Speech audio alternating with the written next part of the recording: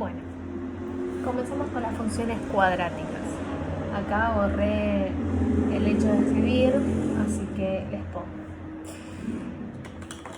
Una función, recuerden que siempre hay que definirla de dónde a dónde va, de reales a reales. El formato que estamos usando es ax cuadrado más bx más c, donde a, b y c pertenecen a los reales. Piensen que son valores numéricos y a distinto de 0. ¿Por qué pido que a sea distinto de 0? Porque si a fuese 0, este término se anula, y si se llega a anular, si ustedes pueden ver, me estaría quedando una función lineal, dejaría de ser una función cuadrática porque el exponente de x cuadrado desaparece.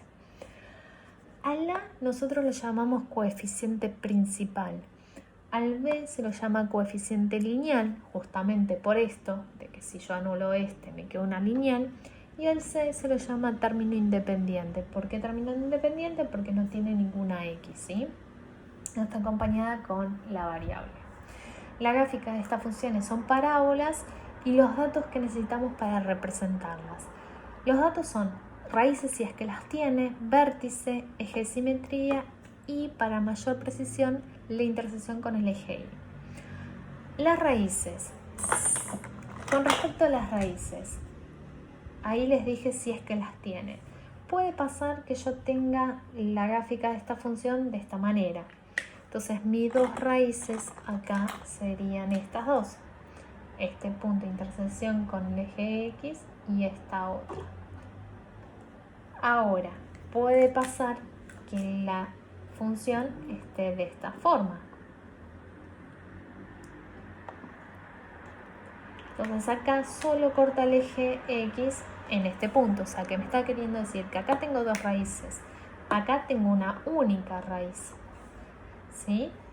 O puede suceder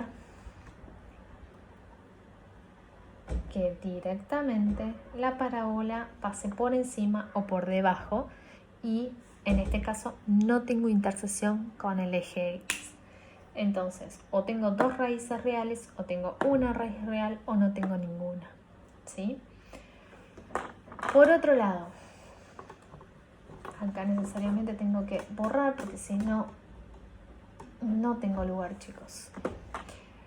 Dije las raíces y el vértice.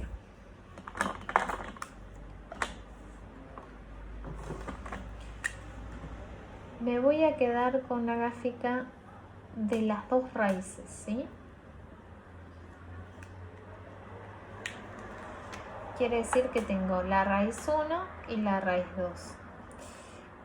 El vértice justamente es donde me divide la parábola en dos partes iguales, ¿sí? Entonces, si yo a esto, supongamos que fuese una hoja, lo pliego, ¿sí? Lo doblo, me estaría dividiendo la parábola, ¿sí? En su mitad. Con lo cual, el vértice va a estar en la mitad entre mis dos raíces. Ese vértice va a tener un valor en X y un valor en Y. ¿Quién es el valor en X? Lo voy a llamar X vértice y el valor en Y vértice. Quiere decir el punto en donde cambia el comportamiento de la parábola. Si viene cayendo, es decir, decreciendo, en el vértice empieza a crecer. Y por otro lado, el eje de simetría. Justamente el eje de simetría es a donde divide la parábola y es simétrico. Y el eje de simetría siempre va a pasar en el X vértice. Es decir, es una recta vertical. El eje de simetría siempre va a ser X igual X vértice. Y el vértice va a ser siempre un par ordenado X vértice y vértice. Por último, necesitaría encontrar el eje de intersección con Y para más exactitud de la parábola, ¿sí? Bueno, acá yo la hice, pero esto piensen que esto va abriéndose.